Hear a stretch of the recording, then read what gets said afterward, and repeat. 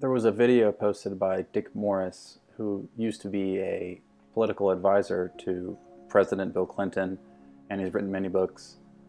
He's been on the stage for a while, speaking very wisely about certain topics that he has quote-unquote insider information about. And he posted this video on his YouTube channel that has since been pulled.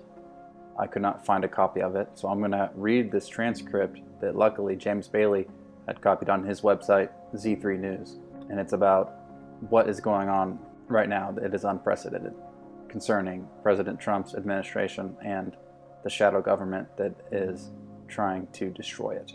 There is indication that Obama has set up a secret operation in a war room just about 2 miles from the White House, where Michelle has her offices, and so do many of the former aides to Obama. They meet there and they have a twice daily conference call at 8:30 a.m. and 9:45 a.m. every morning. They develop talking points for the media for the day to sabotage and undermine President Trump. It's a war room. It's just like in the middle of a campaign. The campaign never stopped. All of the key players are on that conference call.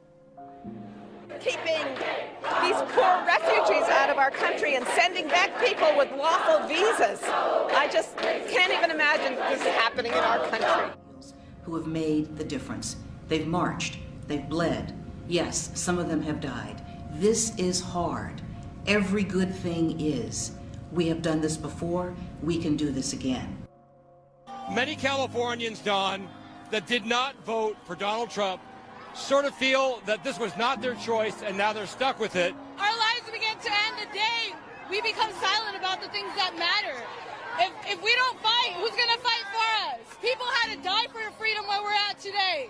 We can't just do rallies. We have to fight back. There will be casualties on both sides. There will be, because people have to die to make a change in this world.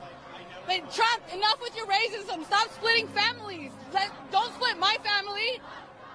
Lately, it has been devoted and dedicated to trying to defeat Trump's healthcare reform of Obamacare. Their operation is just a few blocks from the Capitol, and it's in a war room run by Leslie Dash, one of Obama's top healthcare officials.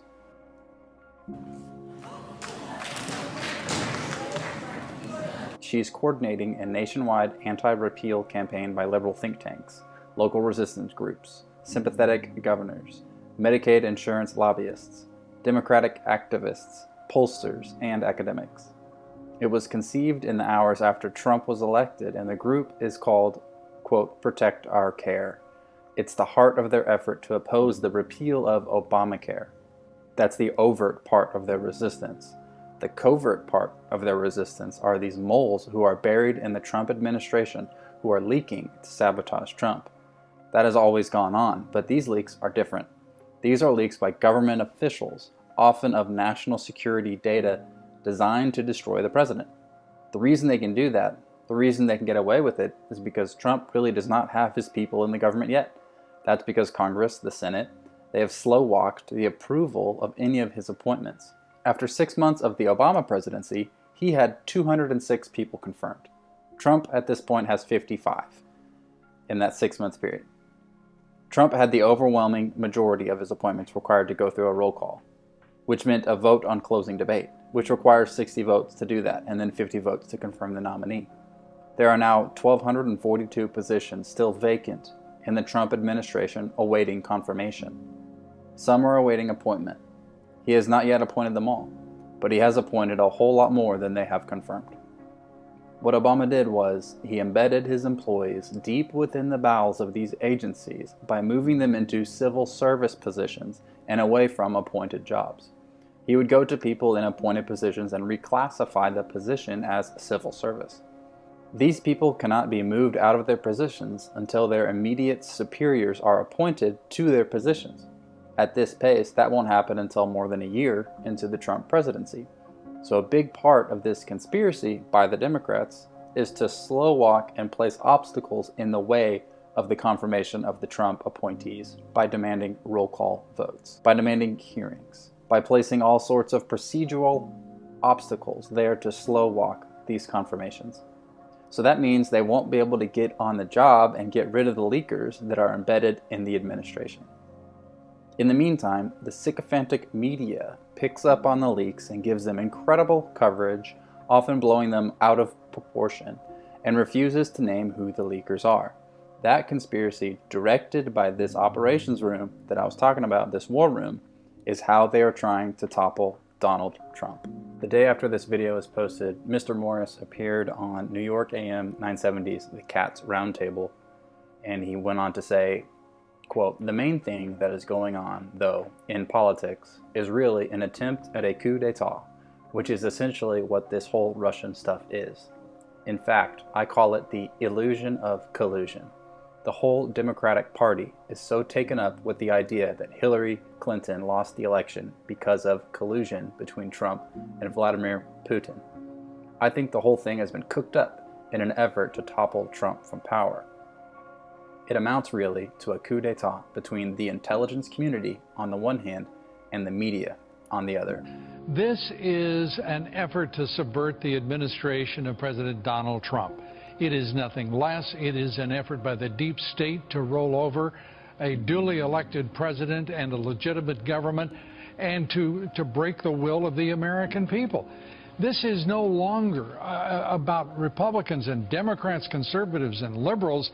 This is about a full-on assault by the left, the Democratic Party, to absolutely carry out a coup d'etat against President Trump, aided by the left-wing media. There's no the suggestion there's collusion between Trump and the Russians when we have absolute evidence of collusion between the Clinton Foundation, Secretary of State Clinton, and the Russians. I mean, this, with my real God, money. what does it take?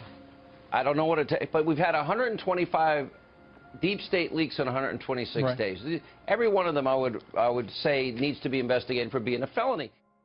This is unprecedented in American history. We've never seen a former president lead an outright, upfront resistance coup against the newly sworn-in president. This is treasonous.